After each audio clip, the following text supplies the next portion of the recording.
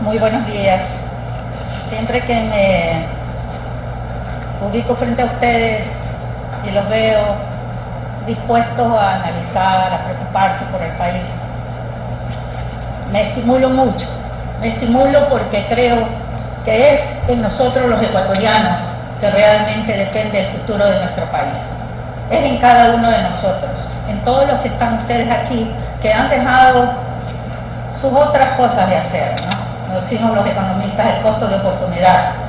Cada uno de nosotros, al estar sentado aquí, hemos dejado de hacer otras cosas. Y ese es nuestro costo de oportunidad, pero ustedes están dispuestos a pagarlo para aprender algo, para discutir, para debatir, para ofrecer al resto de nosotros, y eso es lo que les pedimos, que participen, que hablen, que nos digan, para poder realmente llegar a conocer cuáles son los problemas fundamentales de nuestro país y qué es lo que debemos hacer para resolverlos, especialmente desde nosotros, desde los individuos, no desde el gobierno.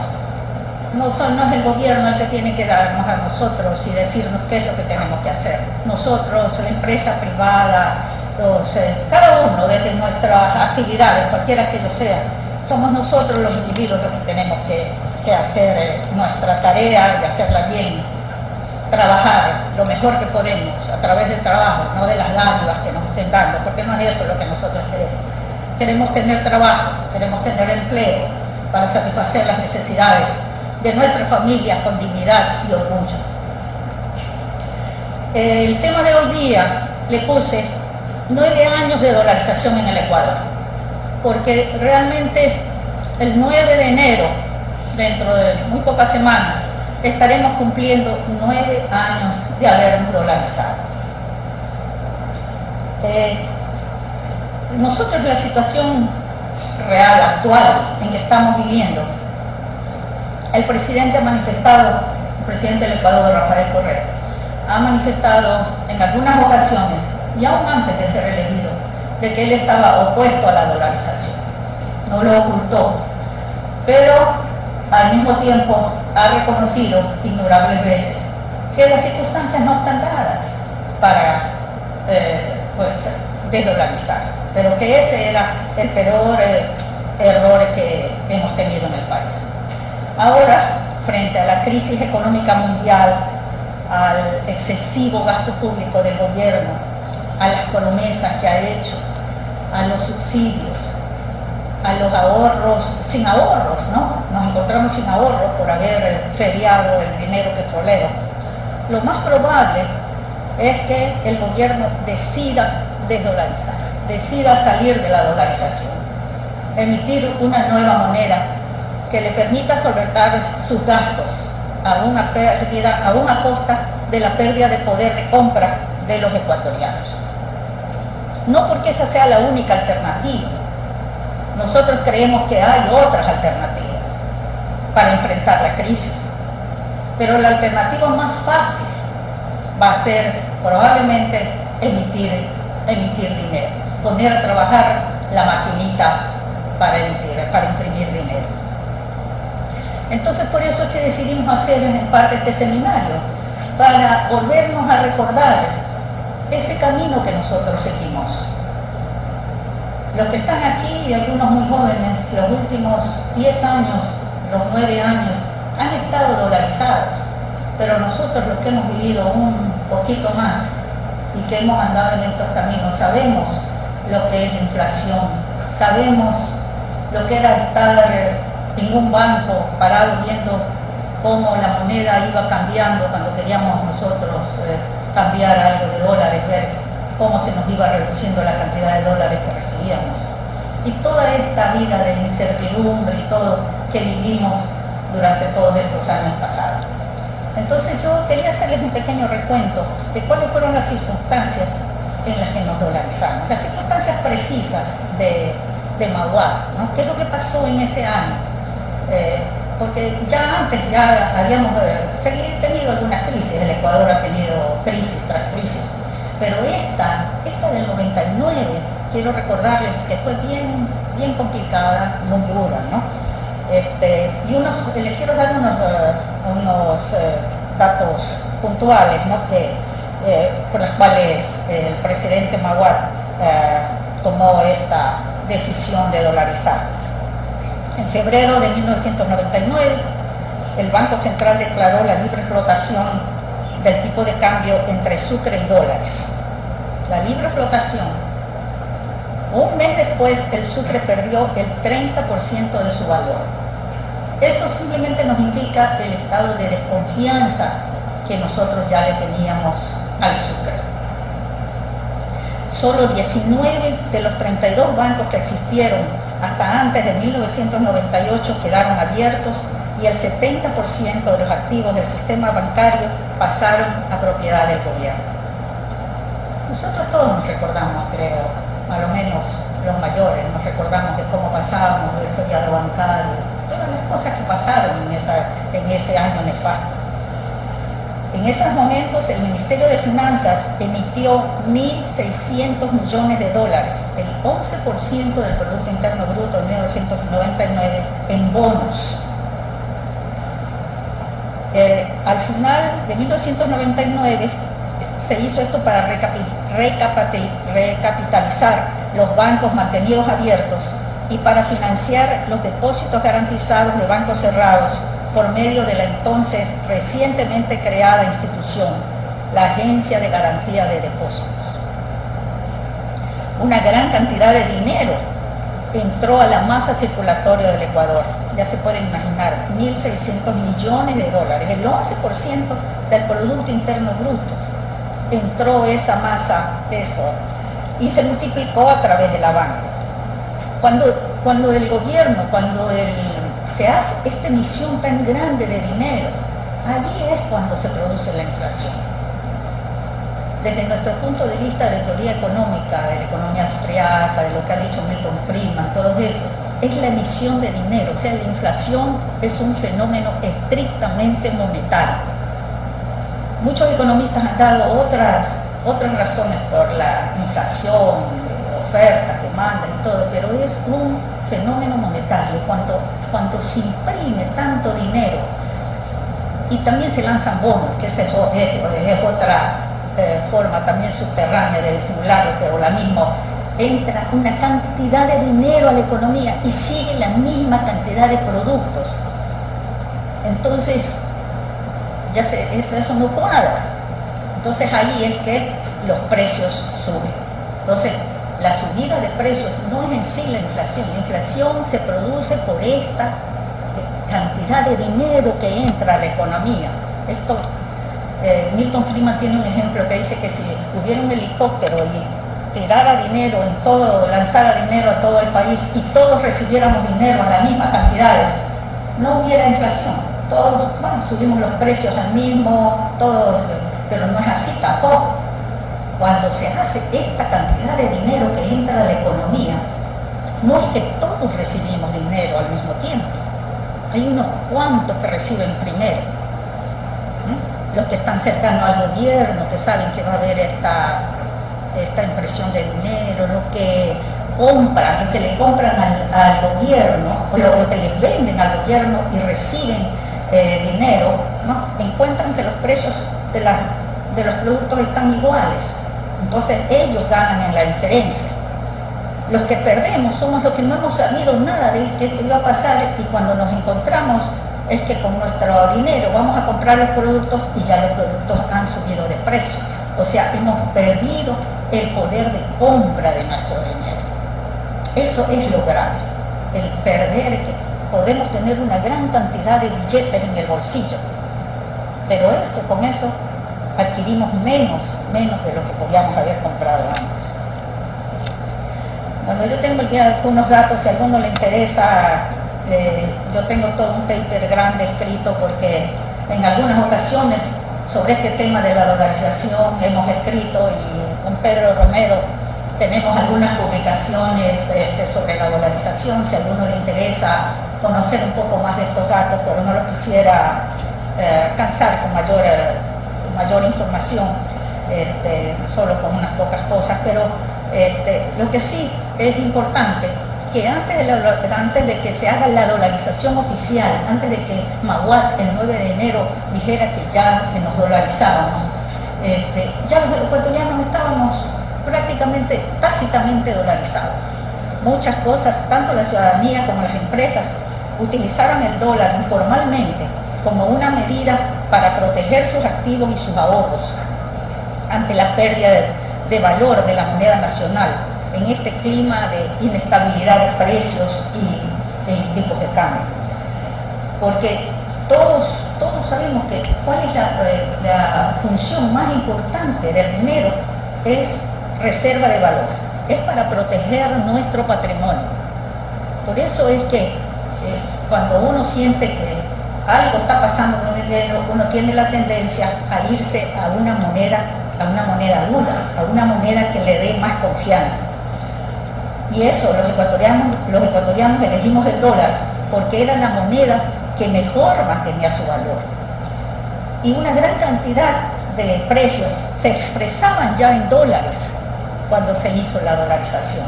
El 60.15% de los depósitos estaban en dólares, así como el 85.61% de los préstamos se otorgaba en dólares. Luego de que anunció la dolarización oficial Mauad, pasaron 6 meses, durante el cual el Banco Central reemplazó la mayor parte de los sucres por dólares y se implementó, en septiembre, se implementó oficialmente la dolarización en Ecuador. Los resultados de la dolarización fueron inmediatos. Se recuperó la confianza en el sistema financiero, los depósitos retornaron a la banca, la inflación bajó a un dígito, la tasa de interés se redujo, se produjeron ajustes de precios en la economía. Algunos precios subieron más que otros, los internos se ajustaban más rápidamente que los externos. La dolarización hizo transparente la pérdida de valor del sucre con respecto al dólar, pero a algunos ciudadanos se les hizo difícil entender por qué 1 millón de sucres no correspondía a 1 millón de dólares, sino que recibíamos $40. Yo me acuerdo que estaba en una imprenta y llega un señor precisamente a decir eso, pero ¿por qué? Si ya estamos a 1 millón, ¿por qué no puede ser $1 millón este millón de sucres? ¿Por qué no? ¿O por qué los sueldos en el Ecuador dolarizado no era igual a los salarios que se pagaban en los Estados Unidos? La gente decía o pensaba, y se dice todavía, que la dolarización pulverizó el dinero de la gente, que perdimos. Lo que no entendemos es ese problema que les he explicado a ustedes, la cantidad de dinero. O sea, ya el gobierno había, la gestión del Banco Central, no solo la de Mauad, en los años anteriores, ya había pulverizado realmente el valor real de nuestra moneda. Pero poco a poco la gente entendiendo o no entendiendo, pero nos fuimos acostumbrando, especialmente lo difícil que fue duro, fue difícil al principio para la gente, especialmente para la gente de menores recursos y todo, empezar a trabajar con la moneda fraccionaria. No sabíamos bien si 4 aguacates habían costado 3.000 sucres, ahora los poníamos por $2, $3. Bueno, la gente todavía no sabía, se nos hizo muy difícil a los ecuatorianos ponerle el valor a las cosas, todo. Especialmente porque uno de los temas que siempre se ha discutido entre nosotros también es el tema de que si se debió haber puesto en 25.000 sucres $1 o no. Los entendidos en la materia, y yo tengo un muy buen amigo panameño que ha escrito mucho al respecto, Juan Luis Moreno. Él estuvo en esa comisión con Mauad en el momento que determinaba cuánto se podía poner sucres por dólar. Y nos contaba Juan Luis que allí había gente, banqueros, había gente del Fondo Monetario Internacional, que se oponían a ponerlo más bajo. Unos por defender la banca, otros por el temor de que no había suficientes dólares en la economía para entregar en vez del sucre. Entonces, pero mi amigo decía, no, esto debió haberse puesto menos, o haberlo dejado que el mercado, verlo lanzar para que el mercado lo diga. Pero definitivamente esos ya un poco mirando en retrospectiva, esos 25.000 sucres pudieron haber sido menos, y eso lo que hizo fue alargar el proceso de la dolarización.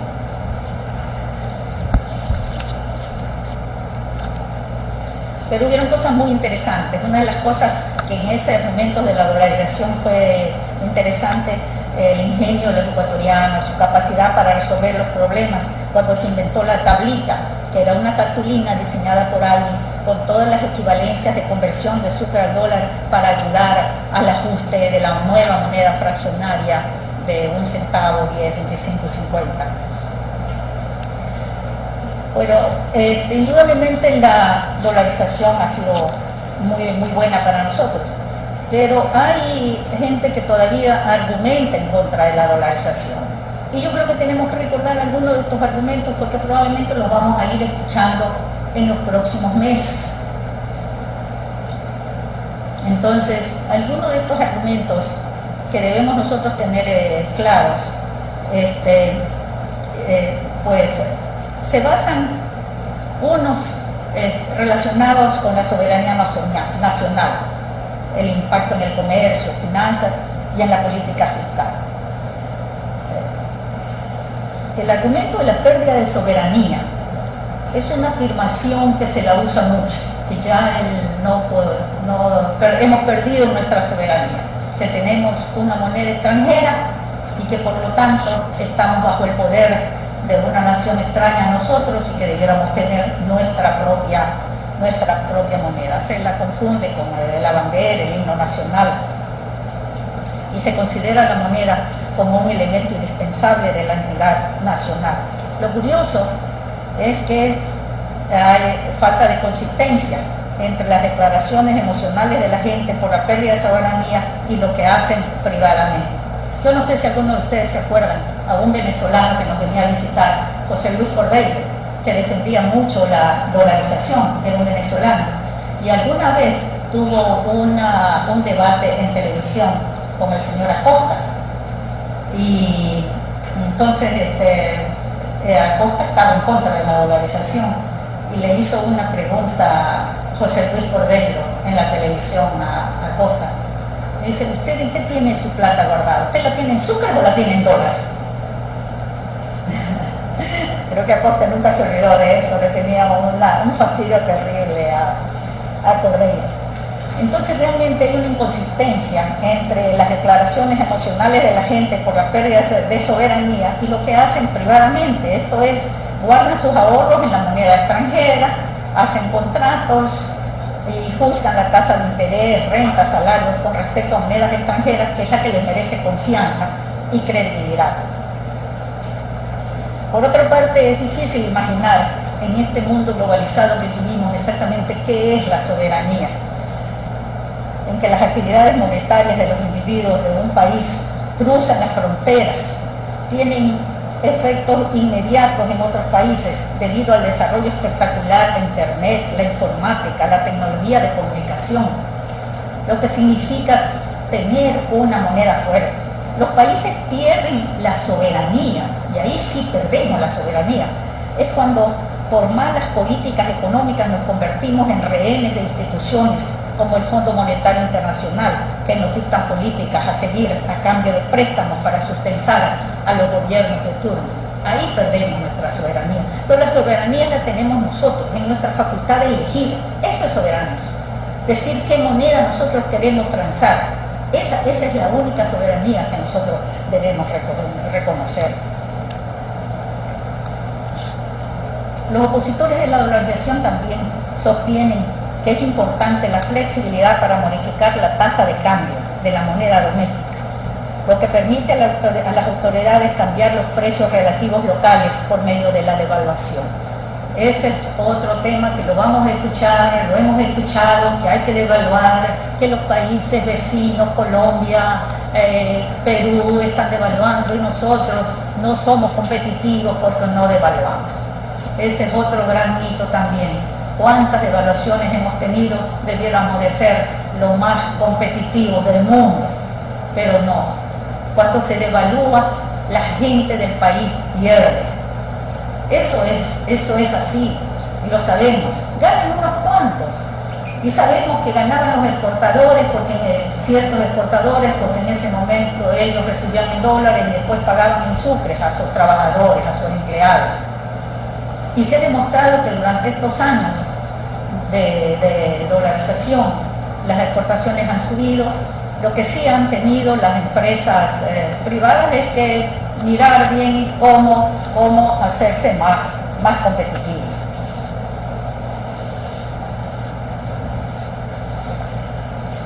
Otro argumento que lo seguiremos escuchando, y lo vamos a escuchar en los próximos meses también, es el tema por el lado financiero. Los argumentos en contra de la dolarización en este aspecto se relacionan con la capacidad del Banco Central para emitir dinero y cambiar el precio de la moneda, permitiéndoles mantener la tasa de interés baja. La impresión de dinero asegura la disponibilidad de abundante crédito, aunque el crédito esté restringido en el exterior. Por supuesto, tenemos la maquinita, podemos estar dando crédito, aunque no recibamos dinero del exterior. Y aún una cosa que es muy importante también desde este punto de vista es el poder de crear dinero que torna a los bancos centrales en prestamistas de última instancia cuando una crisis amenaza el sistema financiero nacional. En la práctica, estas ventajas de la banca central no se han cumplido en los países de desarrollo, porque han sido siempre rehenes de los políticos, quienes han servido a los grupos de interés utilizando el crédito ilimitado del Banco Central para sus propios proyectos. Esta habilidad de otorgar créditos de la banca central, de la banca de fomento, ha distorsionado la economía. Esta capacidad de entregar dinero a la economía les ha permitido cobrar el impuesto más pernicioso que nosotros conocemos, que es la inflación. Y como prestamista de última instancia, ha sido la causa de que instituciones bancarias que debieron haber quebrado en su debido tiempo se mantuvieron funcionando, ocasionando graves problemas financieros al país. Si el gobierno tiene la opción de devaluar, aquellos que poseen el dinero emitido por el gobierno corren el riesgo de que sus derechos de propiedad sean confiscados en forma arbitraria por medio de las devaluaciones. O sea que debemos estar muy alerta a las devaluaciones. No pensemos que es en ninguna forma en que una devaluación nos va a mejorar a los ecuatorianos. Asimismo, el gobierno que no logra proteger el valor de su dinero, el valor del dinero, es culpable de no acatar el imperio de la ley. Entonces, si los gobiernos en el Ecuador han sido incapaces de preservar el valor de la moneda y de cumplir el mandato de la ley, como ocurrió en el proceso que culminó en 1999, donde la paridad cambiaria llegó cerca de 30.000 sucres por dólar, no hubo más remedio que abandonar la moneda nacional, el sucre, y reemplazarlo por una moneda extranjera de alta calidad, el dólar de los Estados Unidos. Al hacerlo así, el Ecuador reemplazó un imperio de la ley muy débil por un imperio de la ley más sólido.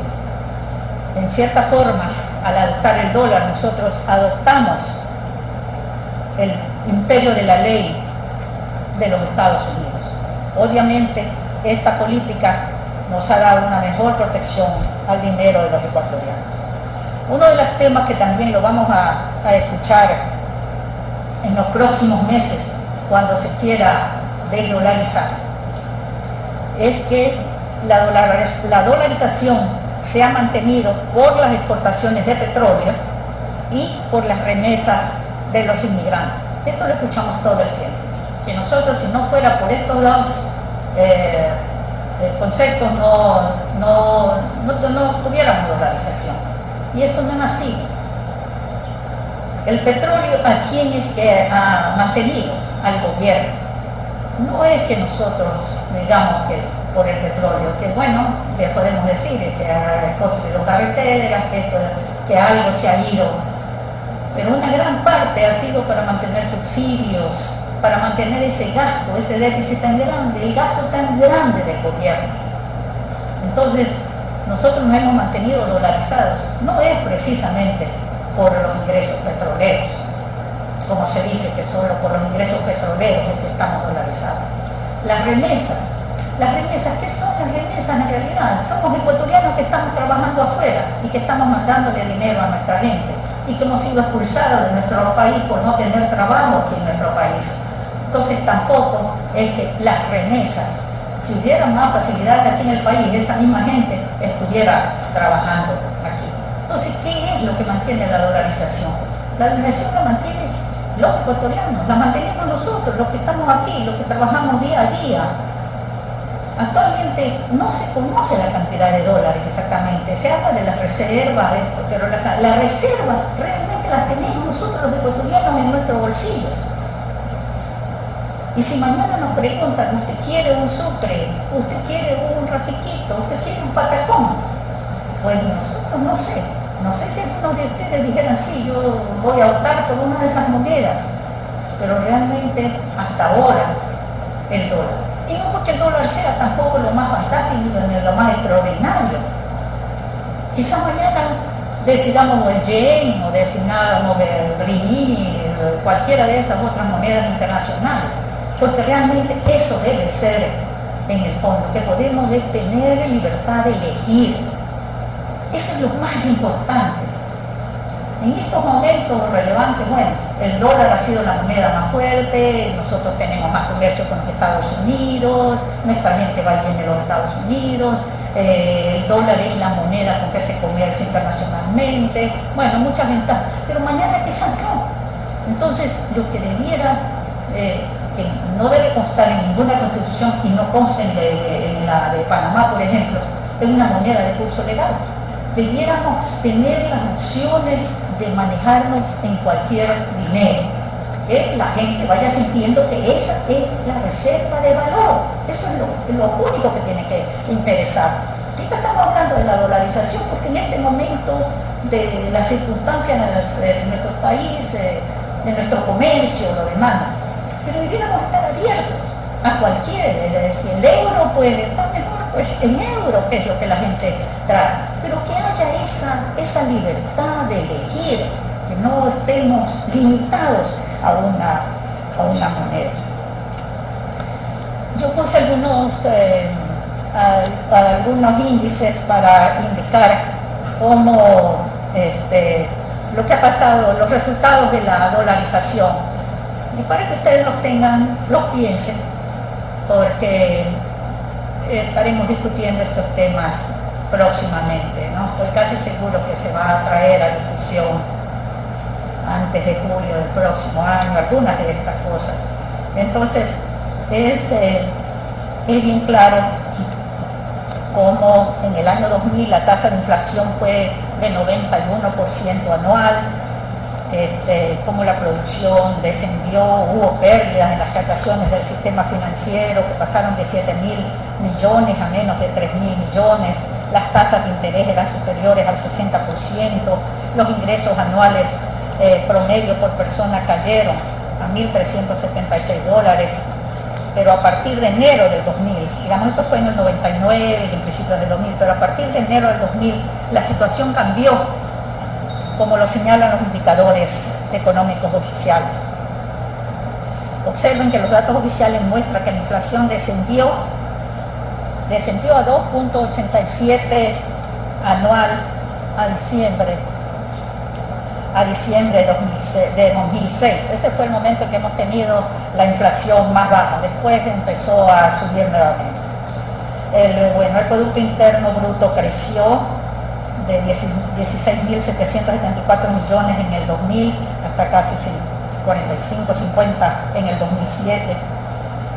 La tasa de crecimiento real ha sido sostenida.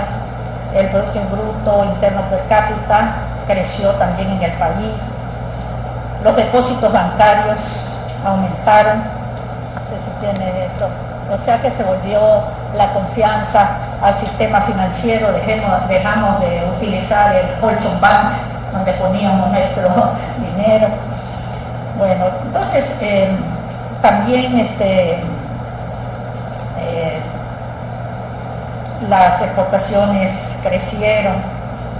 Esto indica que Es falso ese argumento de que la dolarización resta competitividad al sector productivo.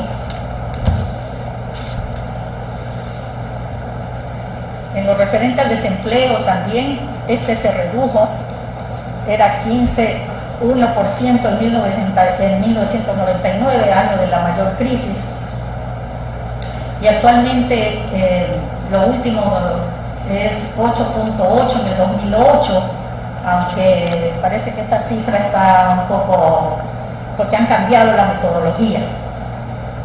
El INEC ha cambiado la metodología para anotar el empleo, el desempleo, y la tasa de subempleo aún se mantiene a niveles altos.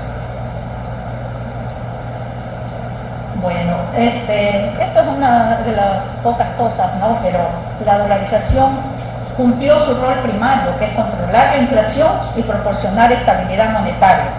Pero no es tampoco, y eso lo repetimos, lo hemos repetido 1001 veces, no es una panacea para todos los males del país.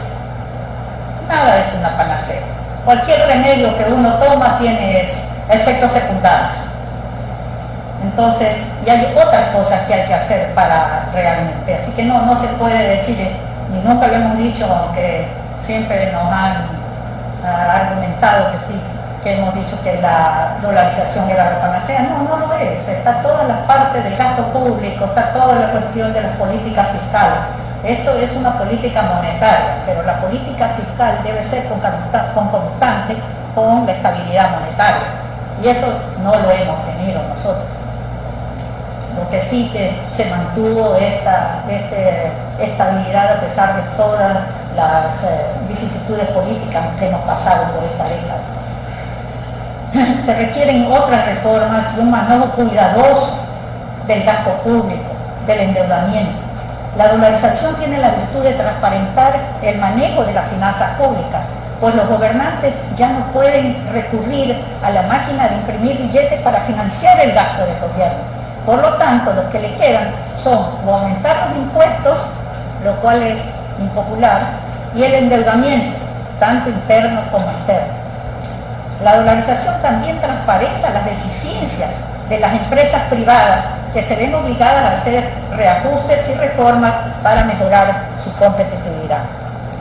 Con el transcurso del tiempo se ha formado cierta conciencia en la ciudadanía y las empresas que la adopción de la dolarización fue una medida acertada, dado el descarrilamiento de las finanzas públicas. La gente ahora entiende mejor las ventajas de tener estabilidad monetaria y control de la inflación que deterioraba los salarios y creaba un clima de incertidumbre. Los empresarios han podido planificar sus negocios a largo plazo debido a la estabilidad monetaria. Esto se ha reflejado en un aumento de las transacciones de bienes y servicios en el mercado. Pero no se ha sacado el provecho total de la dolarización. Pudimos haberlo hecho mejor, siempre pudimos haber hecho mejor. Una de las cosas fue pues que se dejó el Banco Central. Nosotros consideramos que el Banco Central debió de verse eliminado. Casualmente estuve en una conferencia que dio el economista Emanuel hace unos pocos días, y él fue el ministro de Finanzas de Noboa, ustedes se recuerdan. Entonces, él decía, él le da un rol para el Banco Central. Él piensa pues que el Banco Central tiene todavía que manejar la finanza, etcétera, etcétera. Pero para nosotros es un peligro tener el Banco Central, realmente. Emanuel señalaba algunas ventajas, quizás llevar las estadísticas. Emanuel decía, debe representar al Ecuador, debe monitorear la cantidad de dinero en la economía. No necesitamos que nadie nos monitoree el dinero en la economía. Eso nosotros es el que tenemos que ver, los empresarios, nuestro trabajo. Pero alguien que esté diciendo qué cantidad de dinero, sí, si nadie sabe qué cantidad de dinero realmente, esa es otra pregunta, que no vamos a tener dinero, no vamos a tener dólares.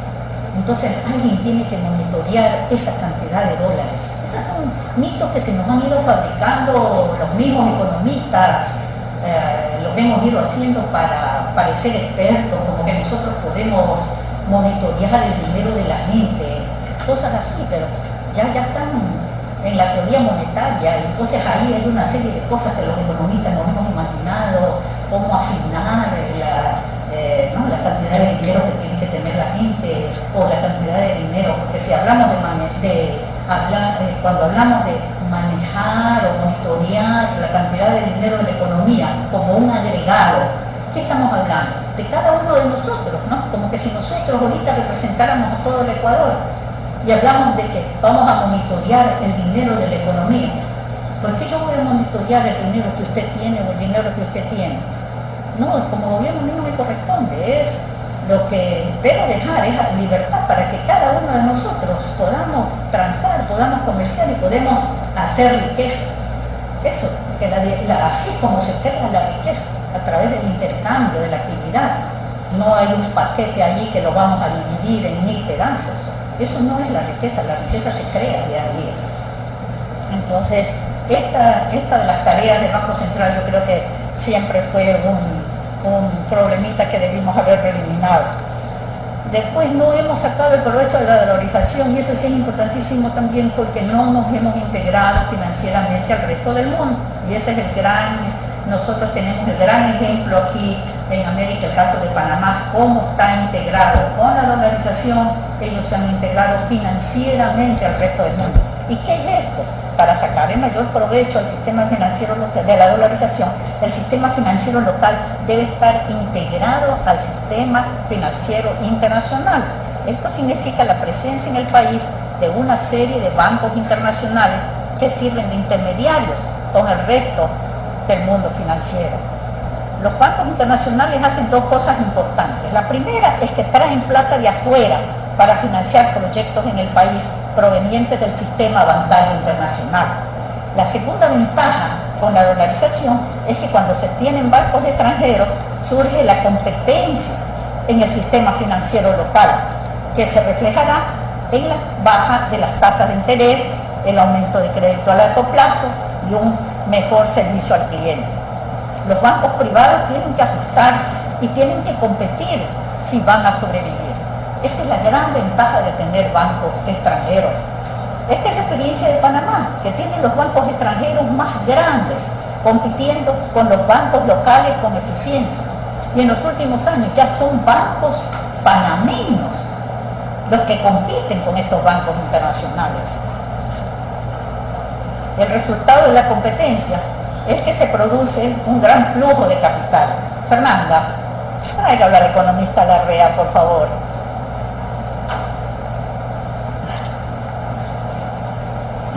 Perdone la interrupción.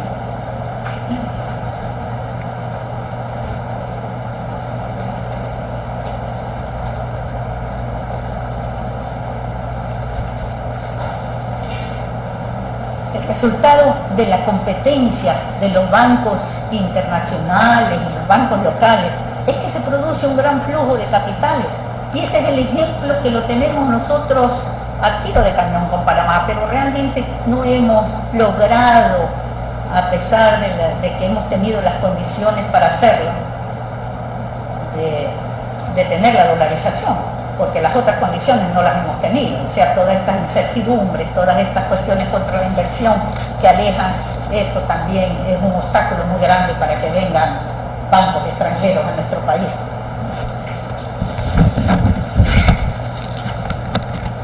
Otro tema muy importante que es cosas que no hemos hecho, una pues lo del Banco Central, otra integrarnos financiero, y una tercera es que nosotros con el dólar pudimos, con esta moneda fuerte, pudimos ver entrado al comercio internacional con una forma agresiva, con una forma mayor, porque cuando uno tiene otras monedas que tiene que ir triangulando, no, ahora el dólar es aceptado en todo el mundo y nosotros con el dólar teníamos una gran oportunidad para abrirnos al comercio internacional.